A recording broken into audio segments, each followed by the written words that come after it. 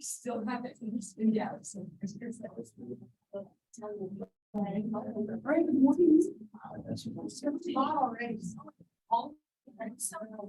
it's awful. So I haven't seen that. I know. So I was looking at our forecast today with 104. There's 107. Wait, like, I'm sorry, what? Right? Yeah, I had to double check that. And then like it's like 100 to 106, 5, 105, 103. Here. Yeah. Yeah. 1,000x might be a little cooler. Yeah. It's awful. So yeah. Yeah. For sure. Yeah. So the point of all that.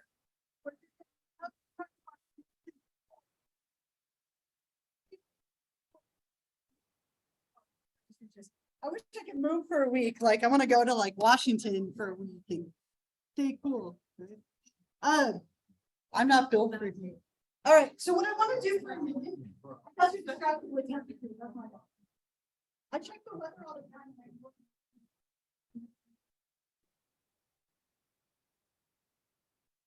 All right. So what I want to do, I gave you a homework assignment last time.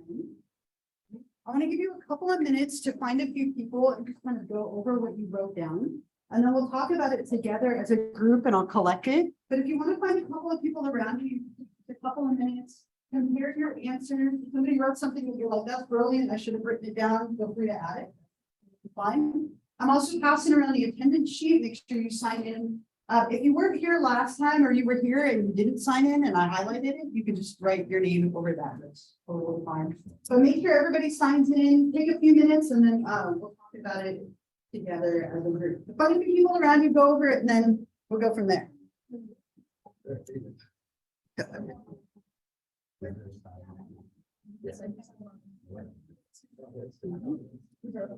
Yeah, I just started it. It'll make its way.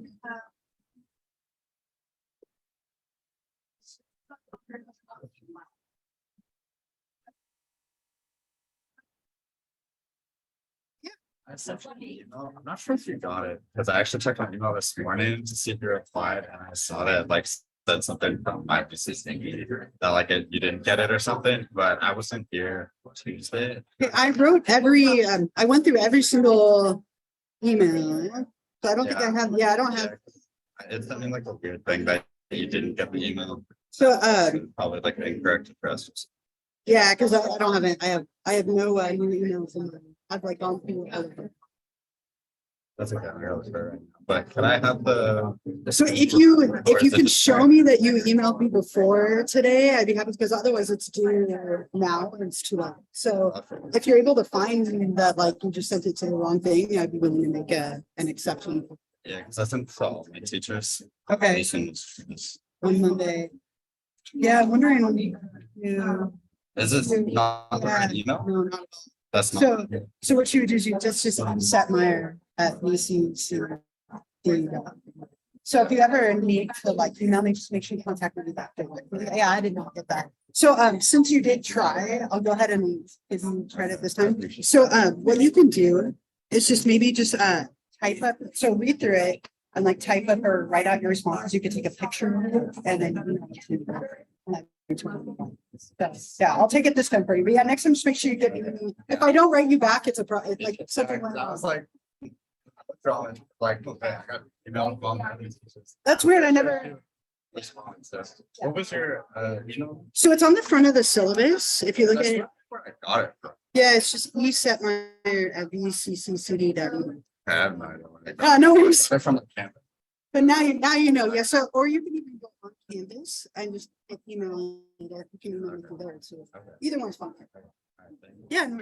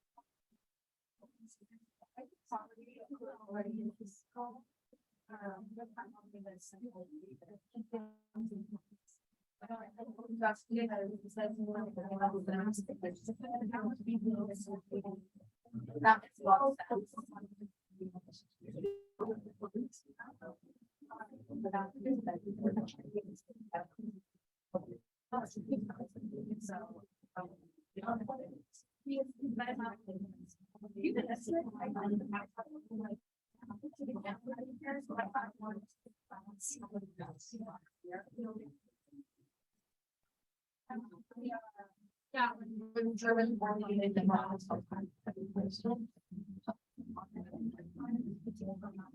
yeah.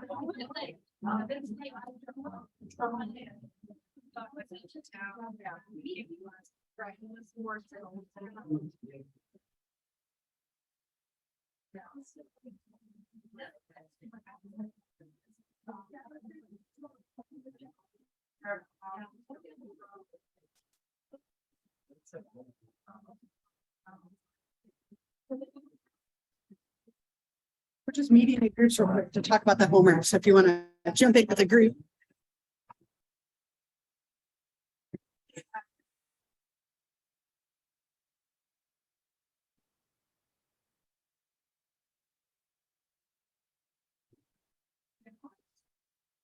So let's take it.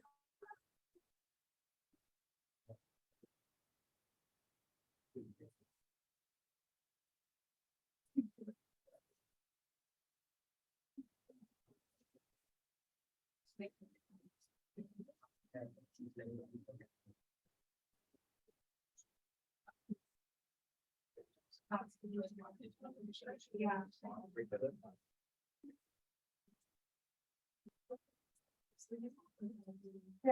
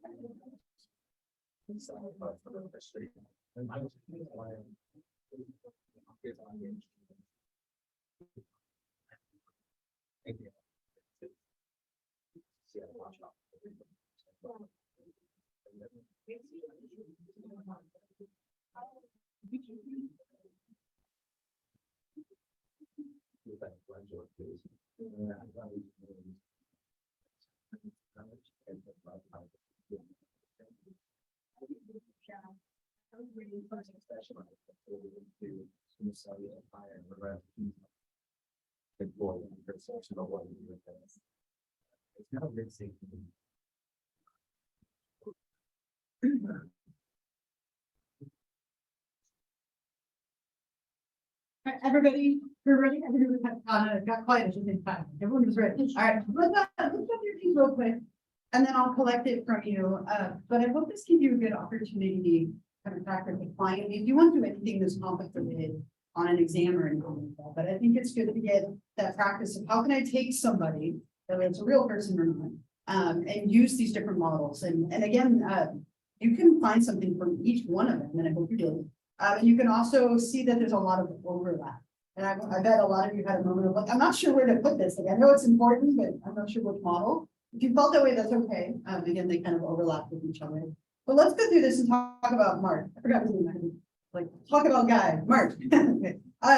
Anyone willing to share something biological that you might think of contributes to Mark's behavior or his like pathology in any way? But it can, yeah. Biologically, yeah, what did you put? Like him being suspended from school. Okay, how would that be like starting at the top of the biological one? You want to say a little more, see if you can get there? You have regret. You have a look of regret. Anyone want to help her out a little bit? Yeah.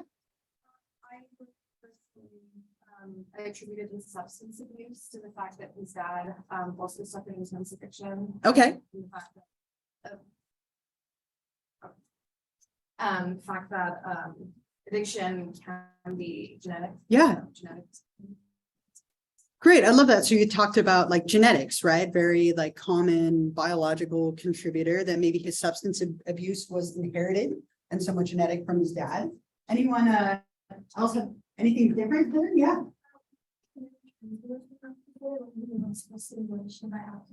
Yeah, I love that, right? So sometimes people have like thrill seeking behaviors because of a neurotransmitter deficiency. Maybe they don't get that natural high, so they do things to get, that rush, maybe by acting out and so love it. Those are the big ones. But anyone have anything else there, just to double check before I move on? I think those are the big ones you could talk about. You could also speculate that, about other things, but those are the ones that are a little more prevalent in the case study. How about from a Freudian perspective, from a psychodynamic? Yeah, I said that his id was more dominant than anything. Yeah. And for that pleasure and that validation, and kind of that mainly relates to the id. yeah. Right, it's kind of unchecked, a little bit like out of control, that pleasure seeking behavior. Love it, that's perfect.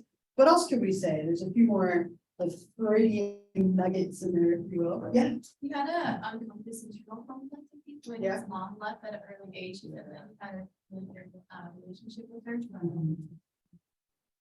yeah, and the fact that his mom left during childhood would be very important from a Freudian perspective. Freud put a lot of emphasis on like, the relationships with your parents, specifically your mother. And so he would have said that that would be a big issue, cause him a lot of problems. You mentioned the conscious mind, that's fantastic.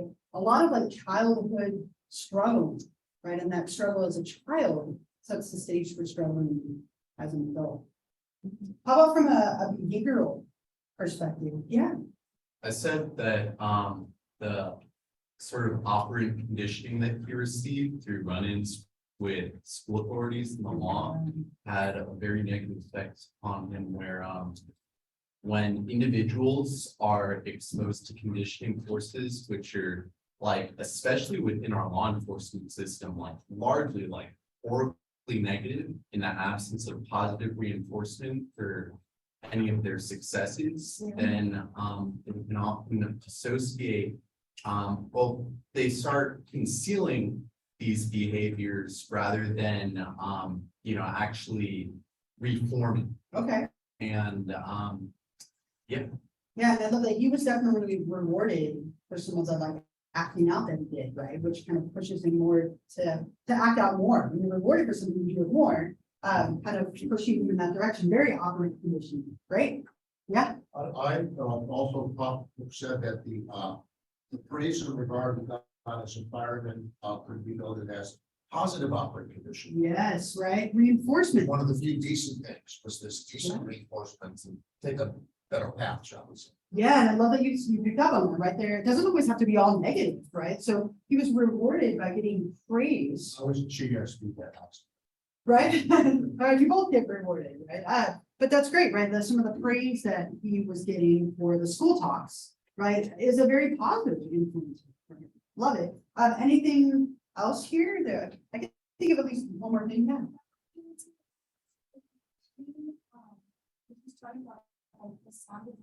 Yeah.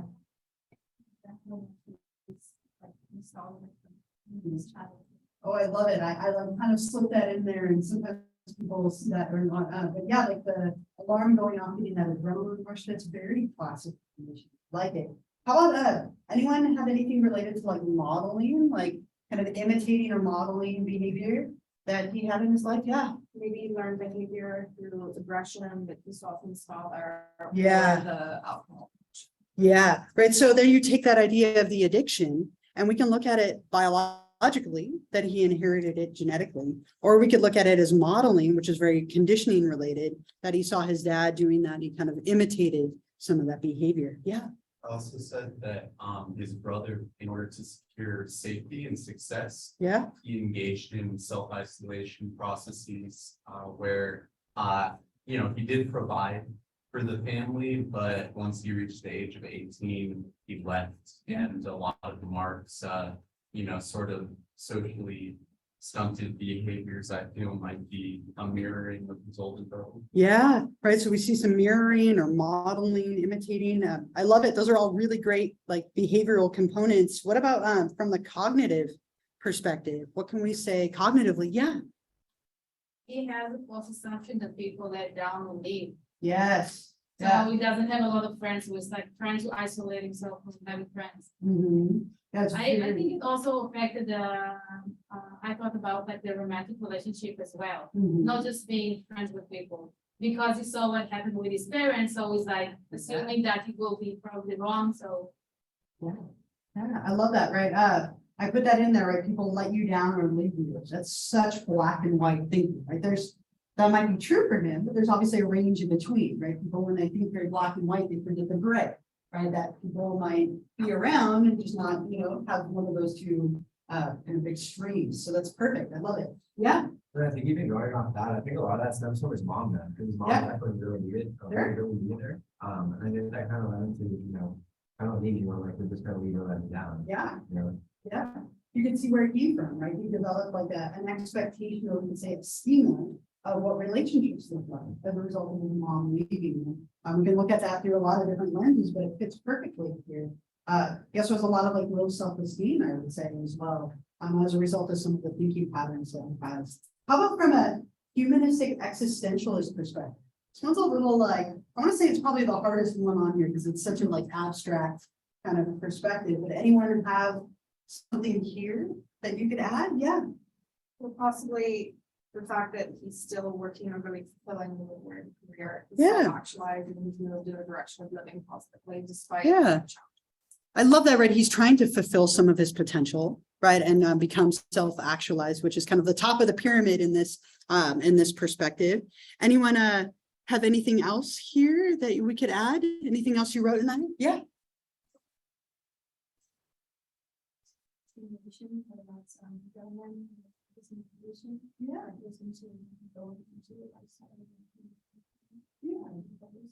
I like that. That's what he finds meaning, right? And remember that perspective a lot has to do with meaning. What is it that kind of drives you? And I think those things are meaningful for him. And drive his behavior, trying to reach that potential.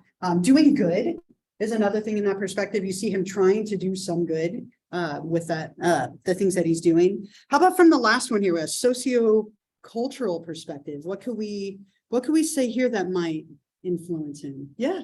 You're growing up in a life of poverty. Yeah, poverty is a big one, right? Low socioeconomic status or a life of poverty has a lot of correlates to different behaviors and mental illnesses, unfortunately, right? That's great. What else could we say here? Yeah. Yeah. And I put that in there on purpose, and that sometimes is a little controversial, but it's important, right? Sometimes race and ethnicity and poverty and socioeconomic status has an influencing role. Right, so I think at least acknowledging that it might have played a role in some way from a cultural perspective is important. Yeah. I noticed that it said that he was under suspicion Mhm. of committing crimes that he was never officially charged for, and that's. I like that. pretty profound. I like that you kind of are thinking about that, right? So maybe the fact that he is of a certain race didn't necessarily influence his behavior, but maybe how other people view his, right, in a way, and the profiling that come from that. I like that. Yeah. When we were discussing, first of all, it's very humbling when you realize somebody's got it. You want to steal the whole paragraph, but you only able to jot down one sentence at the end of your. So, one of our folks said that the cultural idea of a firefighter, so there is a heroic figure. But my actual take on the final one was exactly the opposite. Because I'm watching a show right now, and it's written. The producers and the writers of the show are all of a certain cultural bent, Okay. and there's like a extremely almost domineering parents, and a lot of talking about the food and all. And what I was thinking was, I actually sort of reject the throwaway remark because that American, in the interpretation I wrote, that's almost profiling, and I did. So what I said is that I did not actually, besides the poverty, I did not see. Let me give an example. I'm from a large Italian family. Sure. I did not see in the case study a lot of economic, yes, social. Okay. But this lady's insight about the firefighting, then I added that to the That's so much. And that's a culture too, right? The culture of being a firefighter, right? The culture of his family, right? There's all these different cultures that are present in there. And I mean, we only have this much information, right? But it's hard to know but those cultures may or may not have shaped his life and his preferences, his choices in some way, whether it's race or age. I give you his age, right? That might be part of it too. Or the firefighter culture, family culture. Did you have a? I just was gonna comment on the culture versus modern. It's very Yeah. much like suffer in silence, but high intensity. Mhm. You know, you go out, know the brief things, you do hanging bleeding from his eyes, and when you go home and sleep it off. So, Yeah, you know, it's very conducive to the kind of behavior that you see with work, yeah, you know, to not show yeah. what he's going through. And then maybe also another contributor to the substance abuse stuff, that he is trying to cope with those things in some way. Yeah, right. And so I love like these little nuances that you're picking up on are great, right? And again, this isn't a real person, but there are elements of this in a lot of people, right? That you can take anyone's, behavior, their background, their experiences, their thoughts, right? Things that happen during childhood, and they may or may not matter.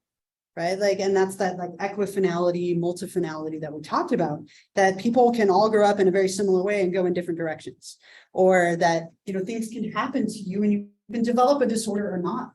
So I love it. I'm wonderful, wonderful like observations with Mark. We're going to move on from this chapter, but these models are going to come up over and over and over again when we get to the disorders.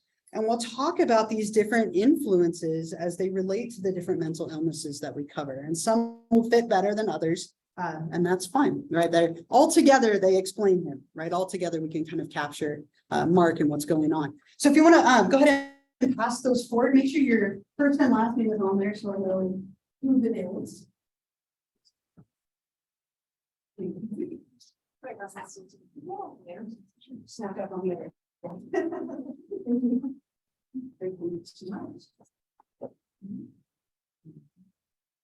Feel like a proud parent because you're all cheering. Do I have everyone? Okay. So last chapter here, before we get to the actual disorders. So we've talked about how we viewed abnormality in the past. What are the different models and ways that we can view abnormality? Now what we're going to do, the last chapter here, for this setting the stage, is talking about how do we assess somebody?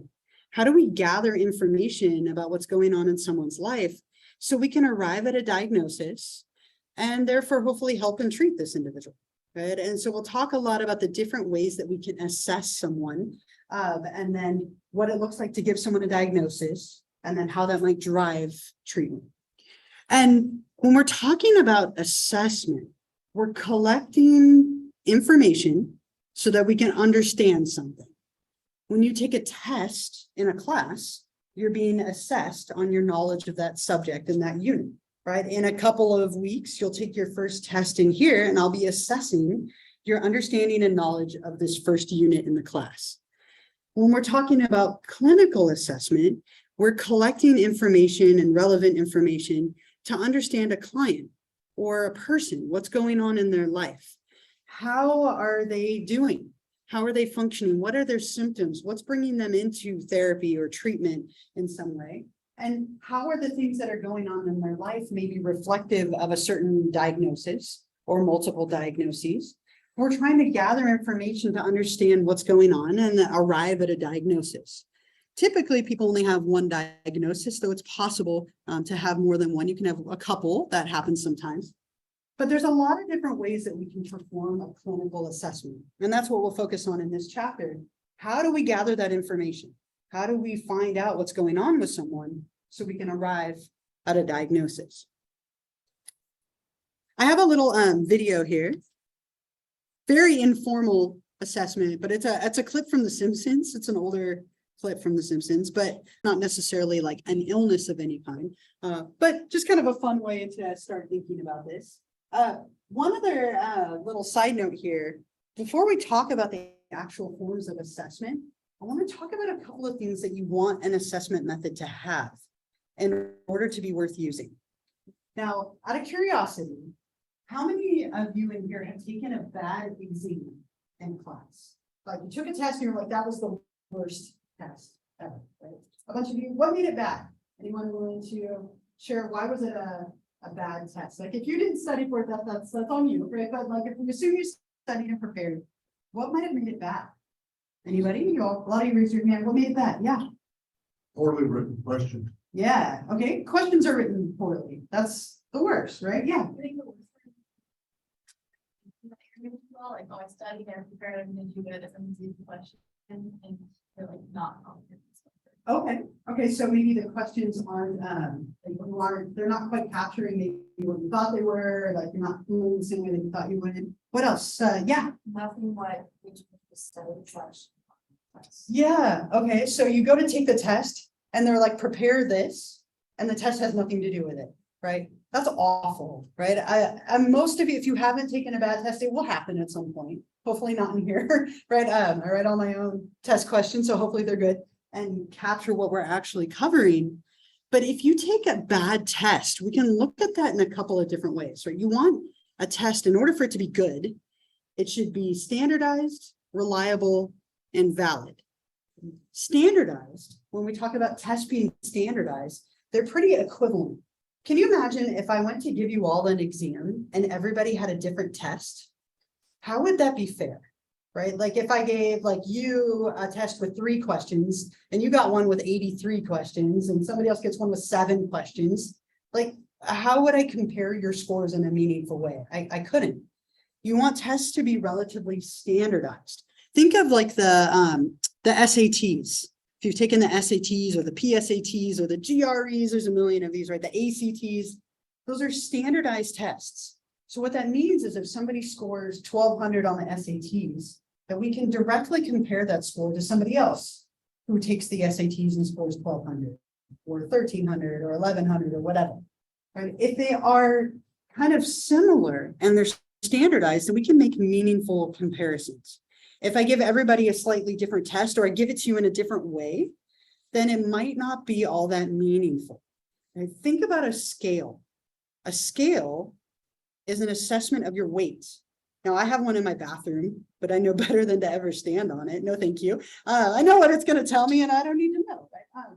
But scales in order to be meaningful, in order for that number to mean something, have to be standard. If your scale isn't calibrated correctly, you may be super happy or unhappy with the results, and it means nothing, right? Let's say you go to the doctor's office and if they say you weigh 200 pounds, you go to the gym and it says 185, and you go to the doctor's office and it says 192. Like, what do you actually weigh? You know, you might have to take like an average in order to get an idea. So you want a scale to be calibrated where a pound is a pound is a pound, so that your number means something. If it's not standardized, then that information isn't all that helpful. You also want an assessment method to be reliable. Another word for reliability is consistency. If I give you a test and then I test you again on it, hopefully you would perform relatively consistently, like on both of them.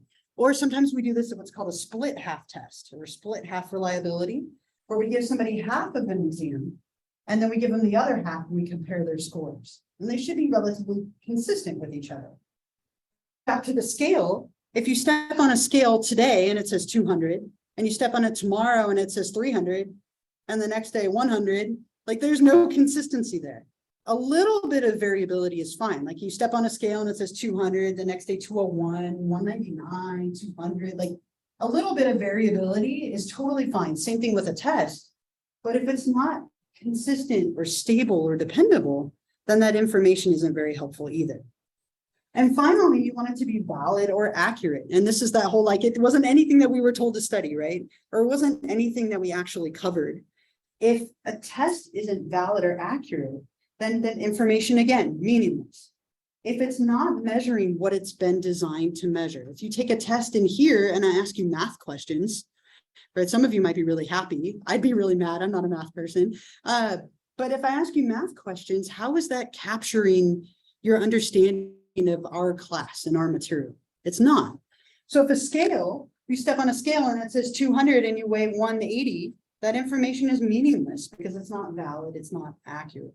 Now, I have a little test for you for fun because I think that it's easier to see these things when you take a bad test. So I'm going to give you a test of your personality today, or at least that's what it's called.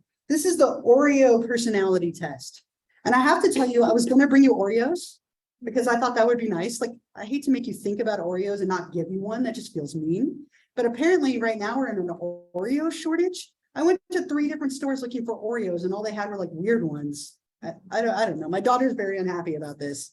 I bought her the Halloween ones and she's like, they taste different. No, they don't. Let's try it out. I thought they tasted fun. But apparently Oreos are in shortage. It's like something new every week. Or the paper, like, there's always something. So think about your eating of Oreos, and I apologize for not bringing them in. But all you're gonna do is you're gonna pick the 1 or 2 methods. You're welcome to pick 2 if you would like. You're gonna pick the 1 or 2 methods that best match the way that you eat Oreos. Well, no. So what there is on here, there's 10 different options. So think about how you tend to eat Oreos and pick the 1 or 2 options that best match how you eat Oreos. And you're not turning this in. You can keep it.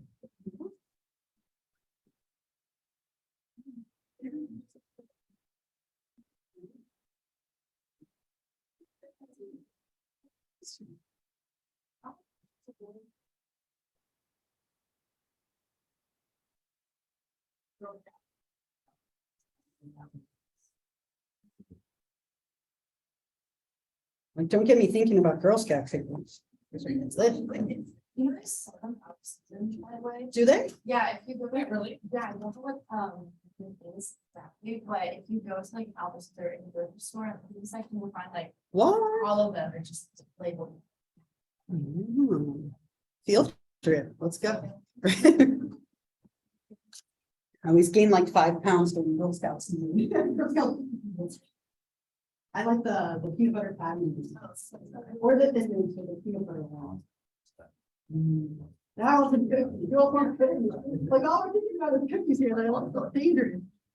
All right, I'll give you just a minute. Don't overthink it, but pick the 1 or 2 options that best match the way you tend to eat your Oreos.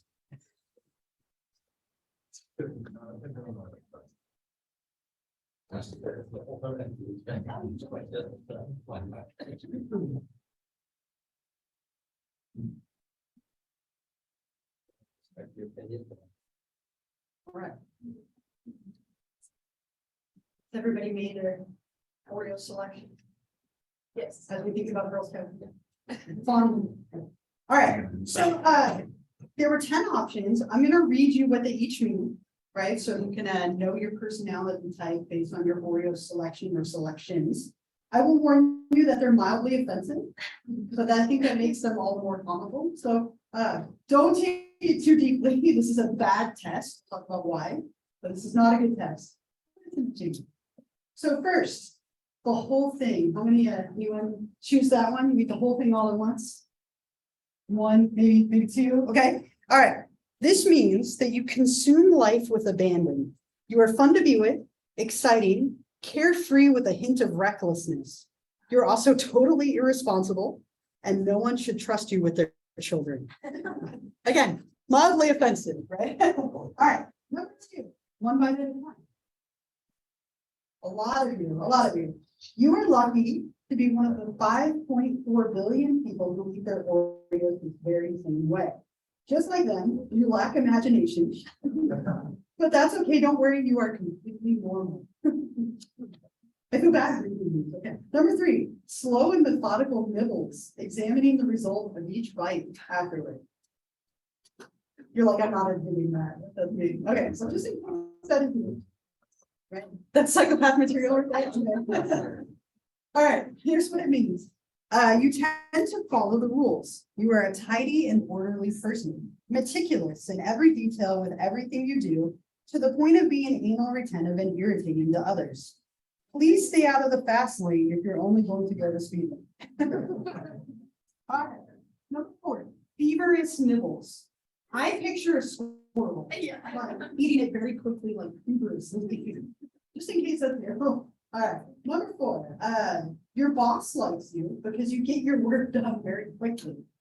You will always have a million things to do and never enough time to do so. Mental breakdowns tend to run in your family.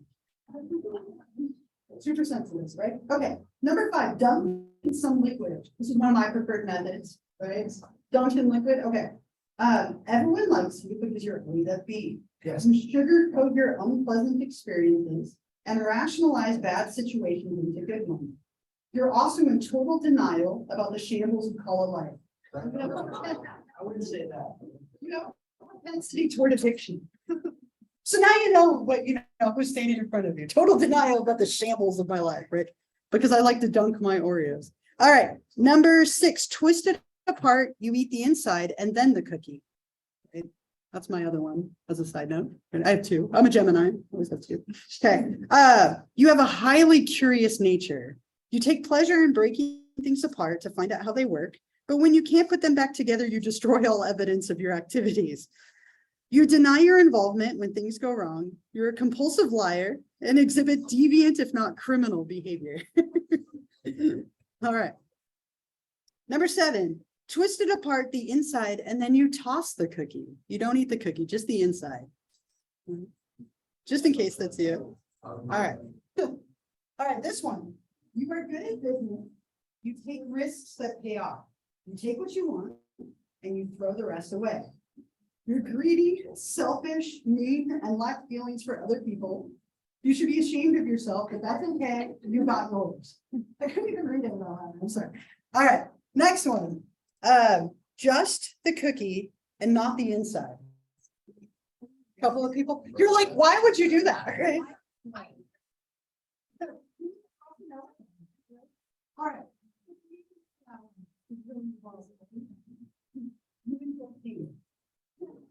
Period. That's it. All right. 2 more. I just like to lick them and not eat them. Right? All right. Let's not do that. I like that. Stay away from small furry animals and seek professional medical help immediately. All right. Last one. Number 10. I don't have a favorite way because I don't like Oreos. Couple people. All right. You probably come from a rich family. You like to wear nice things and go to upscale restaurants. You're particularly fussy about the things you buy, own, and wear.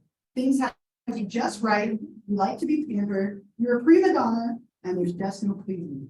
It's funny. My daughter Paisley does something that she calls fish and dip with Oreos. It's disgusting, but I'll share. I don't know why I'm sharing this with you, but I'm going to anyway. So Paisley, whenever she eats Oreos, she takes goldfish. She twists the Oreo open, dips the goldfish in the filling, eats those, and then when the filling's gone, eats the cookie. Like, fish and dip. You're welcome. Maybe that's like a new thing. Fish and dip. It's absolutely disgusting. She also likes to dip cinnamon twist from Taco Bell in the cheese. She has weird combinations. Okay.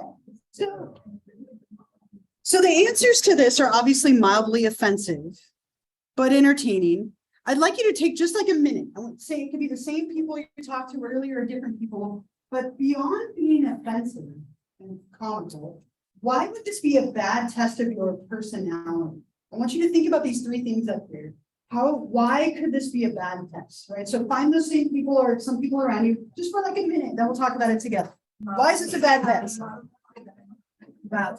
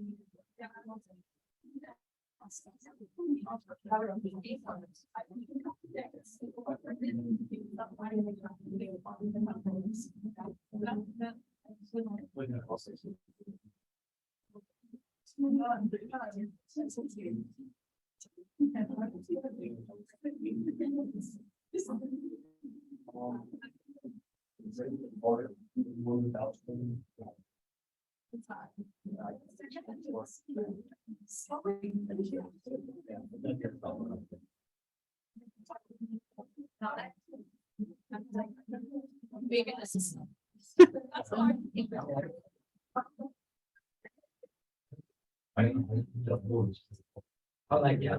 No, I just.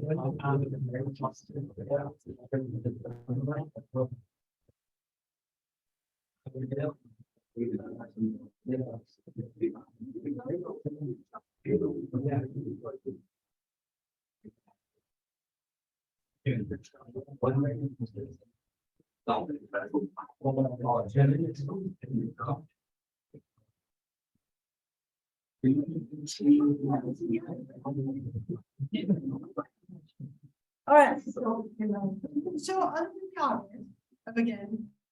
Someone insensitive, why is this a bad test of personality? What did you come up with? Why is this not maybe the best? Anybody? What do you think? I heard lots of good things, right?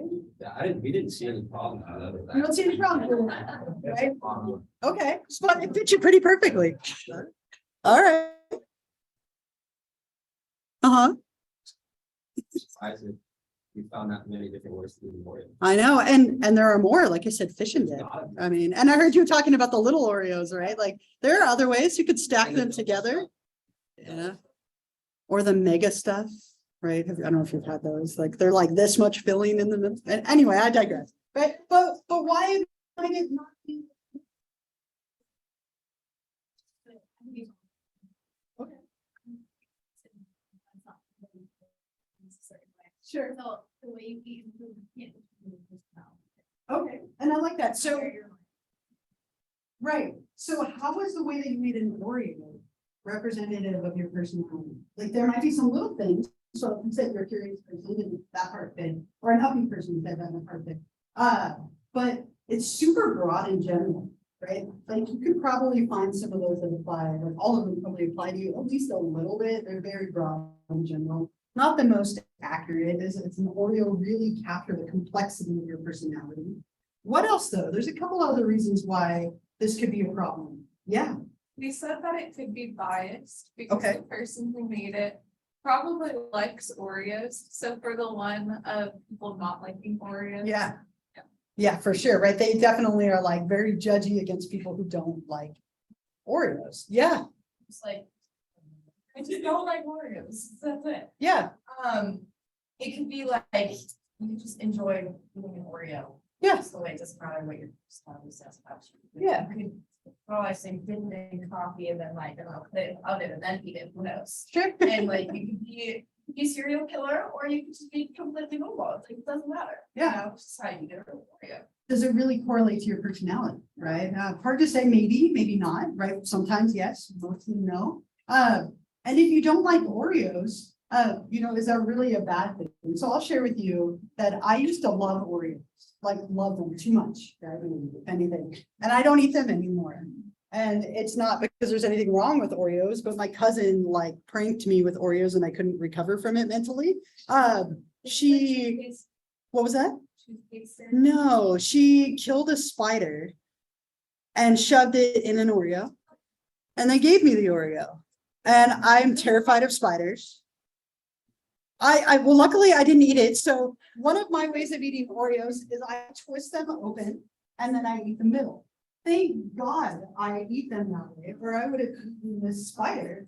But like, she gave me this Oreo and like, I shouldn't, she was so like smiling, like, here's an Oreo. I have no Oreo, right? I'm like, thanks, Oreo, whatever. I'm not gonna turn down my cookie here, right? I mean, obviously. But she gives me this thing and she said that it was like, oh my gosh, they must have come that way. And like, she had clearly like killed a spider, then smashed it and put the top out.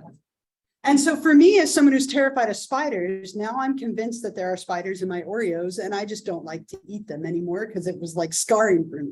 Does that mean that like I fit that criteria? And so interesting, what I hoped some of you talked about, no one said it yet, but is it really reliable or consistent? How many of you picked more than one method by show of hands? Like I picked two, right? A lot of you picked more than one. So maybe your method changes, like mine changes based on how many Oreos I plan to eat. Like if I plan to eat just a couple, I dunk them in milk or used to dunk them in milk. If I plan to eat a lot of them, no milk is involved, it's extra calories. I just put them in the oven and eat them, eat a whole sleeve, right? Or whatever. back in the day. So it might depend on your method that you chose. Your method might change over time. Maybe your method isn't on that sheet. And just a bigger issue, right, is that it's not overly valid or accurate or representative of your personality. Does it really capture the whole thing?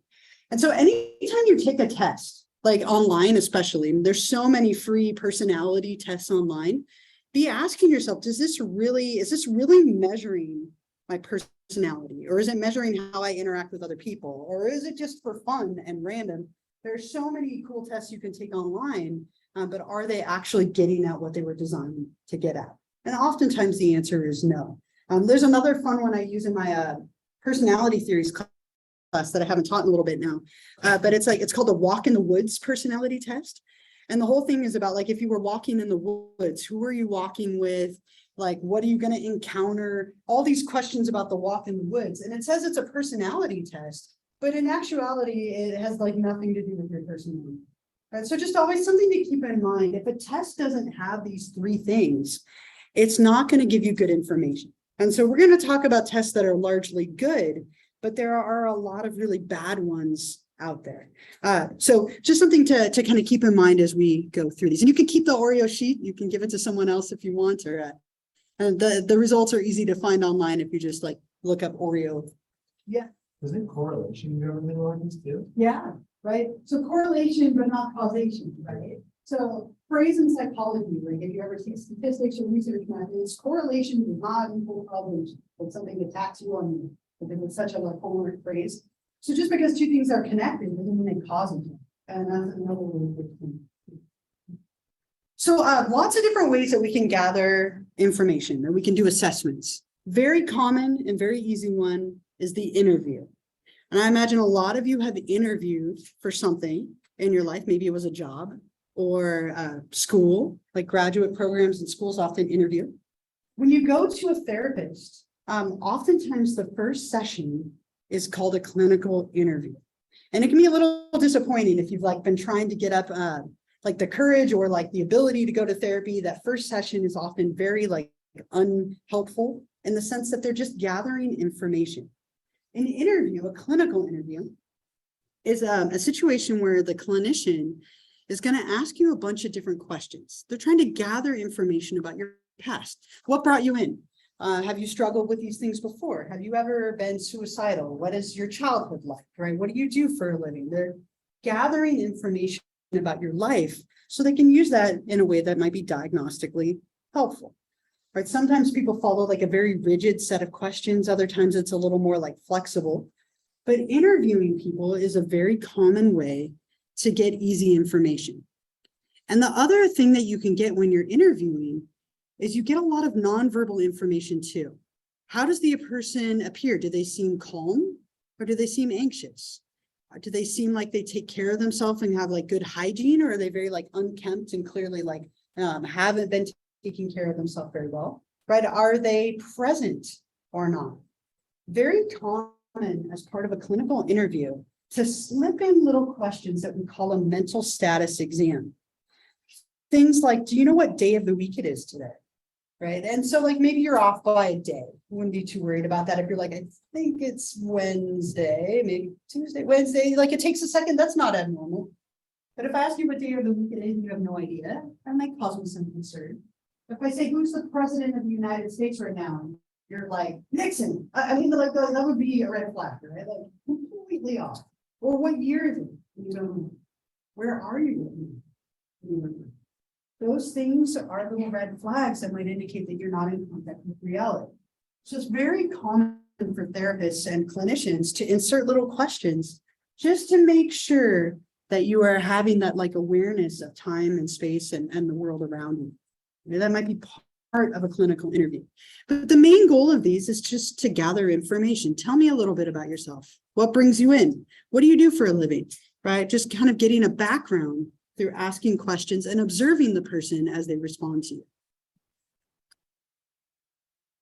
Sometimes we use what are called psychophysiological tests. Now, these aren't always used as part of an assessment, but every now and then, if somebody has like things that we might think are medically affecting their well-being, we might include this. So a phrase that we sometimes use is when we're doing an assessment, we use a battery of assessments. And what this means, a battery of assessments, means that we're going to use a variety of different methods to get information. Now, they aren't always all relevant. Like, again, if we have no suspicion of anything biologically going on, we wouldn't use one of these. But let's say somebody comes in and they have really severe depression, nothing abnormal has happened in their life, nothing out of the ordinary, and it kind of came out of nowhere after an accident that they had. Right? We might want to rule out like an anatomical issue, and we could do that using one of these tests. So we might do something like a CAT scan or a PET scan or an MRI, right, to measure brain activity or look at structural issues in the brain. These are obviously used on a lot of different parts of the body, but we're talking more mentally and about the brain at the moment. But we might look to see, like, let's say somebody is struggling with their memory, right? They're a little bit older, they're struggling with their memory. We might do like an MRI or a PET scan, probably a PET scan, to see what areas of the brain light up, right? Is there less activity in the brain that might indicate like a dementia, like Alzheimer's or something like that? Or somebody is struggling, we might do a PET scan to see if there's structural damage to a part of the brain. So one of these like psychophysiological tests or neurological tests would be used as part of a battery of assessments if we felt like it was relevant. Not usually, but sometimes it might be the case that we should rule something out. And I imagine a lot of you have had a CAT scan or an MRI. How many of you have had like a CAT scan or an MRI at some point in your life? Look at a lot of you. Anyone have one on your head? Like here, because we're talking mostly about like your head. A few of you, they're not the most pleasant experiences, right? If you are claustrophobic, MRIs are not a lot of fun. And they're loud and they're long, but they can give us a lot of really interesting information about parts of the body, in our case, mainly the brain. Another thing that we often use are intelligence tests. And this is used a lot in like school settings, if we're trying to evaluate someone for maybe a learning disability or to see if there's something going on in terms of their intelligence that might be diagnostically helpful. So an intelligence test is designed to measure your intellectual ability, which we call your IQ. If you take an intelligence test, you get an IQ score. Anyone know what an average IQ is? If you had to guess? 100. Yep. So 100 is average, right? And so if you're significantly above or below, that could indicate like an issue with intellectual developmental disorder or maybe giftedness. And those things might be relevant to a diagnosis. And if you've ever taken statistics, right, you'll see like the bell curve, right? And right in the middle, the average IQ is 100. Right? So if you're within like 1 or 2 standard deviations of that, like all of this in here would be considered like typical average IQ, anything from like roughly 85 to about 115. But if you're in the extremes, on either end, that might be diagnostically relevant, right? And in which case, having done an intelligence test would be helpful. So the number that we get is called your IQ. It's an intelligence quotient that's calculated from like a formula. And there's a lot of different intelligence tests. Probably the most commonly used one is one called the Wechsler Adult Intelligence Scale Revised. So the WAIS, it's abbreviated as. And it comes in a little briefcase. It has these little blocks. It has a bunch of different scales on it. You don't need to know this, but just as a side note, you'll do stuff like picture completion, like look at this image and what's missing. And they get harder and harder and harder. Or find the pattern, define this word. How could you use this word in like a sentence? Looking at object assembly, arrangement. These are like my arch nemesis, blocks. They give you these blocks and they say recreate this and they time you. Tanks my IQ score every time. I'm not spatially like inclined. But a bunch of different scales, and you complete all of these, and at the end they give you a score. And that score is your IQ and may or may not be diagnostically relevant. Now, just for fun, I have an IQ test for you. I'm going to give you an intelligence test. This is better than the Oreo test, but it has issues as well. So what I'm going to do is I'm going to hand this out to you, and I want you to work on this on your own. I'm going to give you a little less than 10 minutes to do this. Don't look at the answers, okay, because that would be way too easy and your score would be out the chart. And I want you to work on it on your own. So I'm gonna give you about like 8 minutes or so. And let me, once I have these out, I'll give you an example. If you're looking at this going, oh my God, I have no idea. This last. So.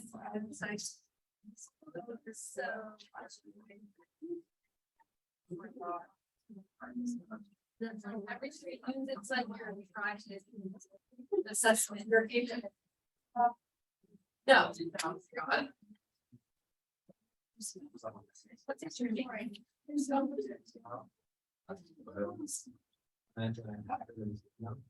All right, so if you're looking at this going like, I don't even know what number 1 is, I'm screwed, that's okay, let me tell you how this works. Okay, so anyone know what the answer? Hours in the day. So once you see it, it's so obvious, right? So what I want you to do is go through these, if you don't know it, skip it, come back to it, work on it on your own, but you're trying to figure out what the letters stand for. So 24H in a D stands for hours in a day. So I'll give you about like, let's say 8 minutes, and then we'll talk about it and go through them together. And don't feel bad if you don't know, that's totally okay. It doesn't mean anything about your intelligence.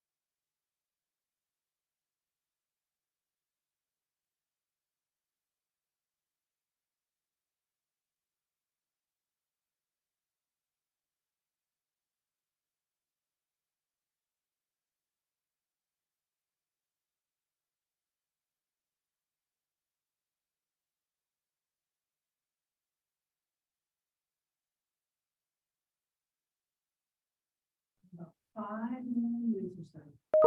Ready for the queue.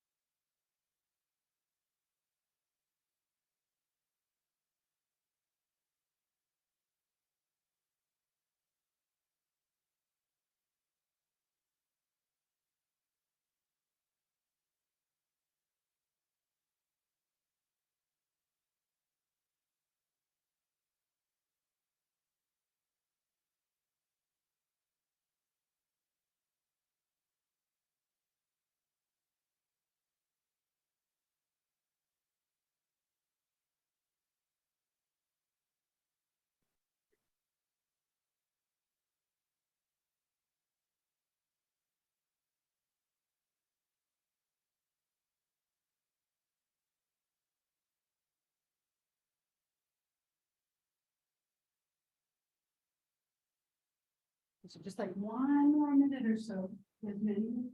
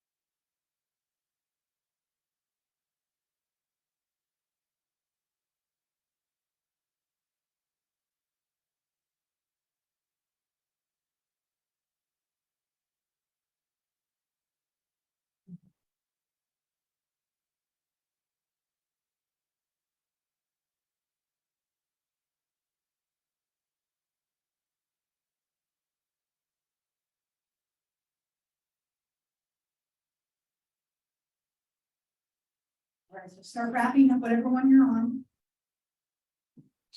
Final answers. Okay. So let's go through this together really quickly. And if you have it right, like circle it or read that, next week that you got it right. We'll see how we did. Before we do that though, has anyone taken this before? Anyone done this before? That's excellent, right? If you had, it would have really affected your results, of course. But let's go through this. So number 1 was the hours in a day. Number 2, what's number 2? Just say it out loud if you. Letters of the alphabet. And it seems so obvious once you hear it, right? Like you didn't know. Number 3, days of the week. Number 4, wonders of the world. Oh, okay, great job. Number 5, signs of the zodiac. Right. Number 6, books of the Bible. There is very good. All right. Number 7. Yeah. These 2 cards in the backpack without a joker. Yes. Cards. What? Number 8. Stripes in the US flag. Very nice. Number 9. Hold on a golf course. Oh, the golf course. Okay. Number 10, my personal favorite. Flavor that Baskin Robbins. Right? I don't know if it's actually accurate, but it's number 11. Like, anyone have number 11? Did you say no? On the foot. So we're on the foot. Perfect. Number 12. 90 degrees at a right angle. Oh, got it. Number 13. 3 blind months see how they run. Number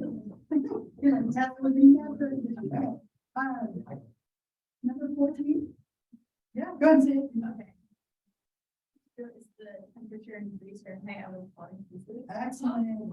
The temperature in degrees Fahrenheit. This is smart. Very nice. Everyone felt like that. And some people might be more inclined to. That's the limitation of this test. It's one type of intelligence. One skill. That's it, right? All right. How about 15? Go ahead and say it if you know it. 15? 5 digits in the zip code. This is zip code. Got it. Number 16. Wheels on a tricycle. 17. Cents in a dollar. Very nice. Number 18. Players on a football or soccer team. Number 12. Month of the year. They were like, finally, I got that. They're like, oh, no. All right. Number 20. Yep. Pounds in a ton. Very nice. 21. Thought it was toned in an octave. Oh, that's a good guess. And I don't know if that's right or not. Yeah. 10 tentacles on an octave. Yeah, very nice.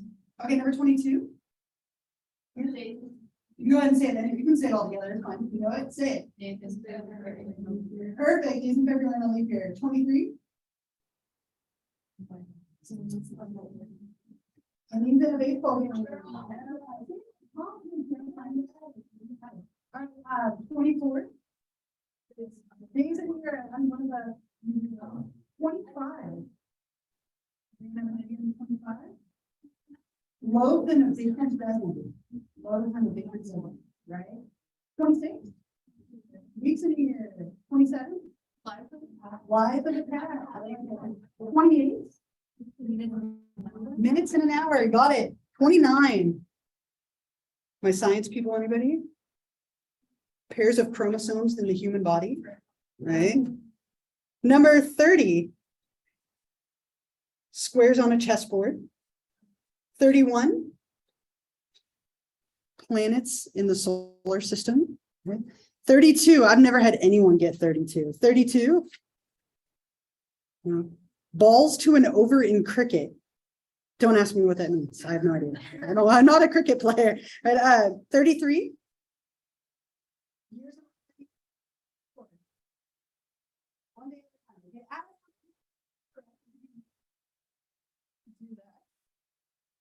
And if you were super close, give yourself credit.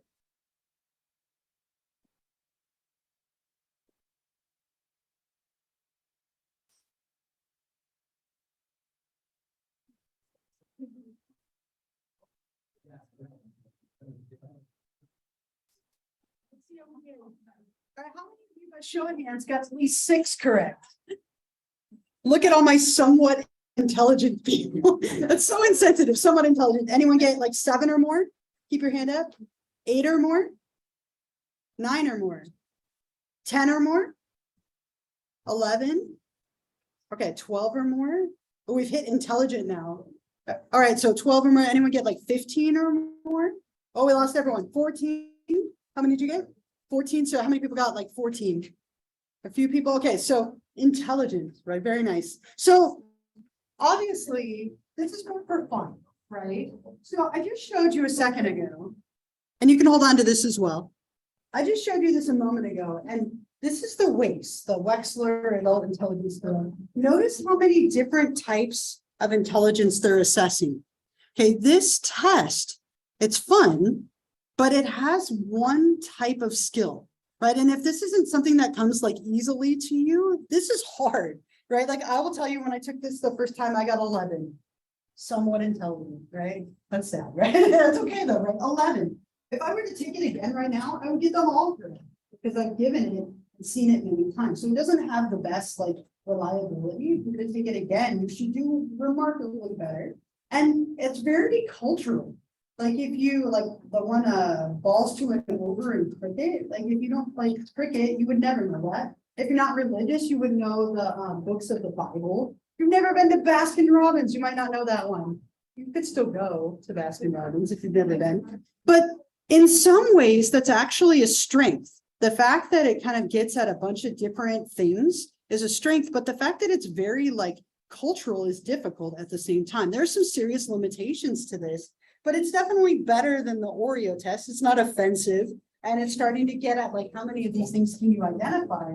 So again, just like a closing thought here in our last minute, intelligence tests, just like personality tests, you can find a million of them online too, right? And it doesn't necessarily mean anything if it's not given by somebody who has the expertise to give it and interpret it, if it's not reliable, valid, and standardized. So with any test that you take, whether it's intelligence, personality, clinical assessment, be thinking about those 3 things. And next time what we'll do is we'll keep going. We'll talk about observations. We'll talk about personality inventories. I have one of those to give for you as well. And that one's actually a very good one. So you can look forward to that. Really quickly before you go, I had a couple of people volunteer to take notes. I know at least one of them is not here. But if that was you or you were hoping to get notes, if you could come check in with me really quickly. Otherwise, we don't have school on Monday. I probably don't have to remind you of that, but Monday's a holiday. So I will see you in a week. I will see you on Wednesday and we'll keep going. Have a wonderful long weekend and I'll see you next week. Okay, bye. Gmail.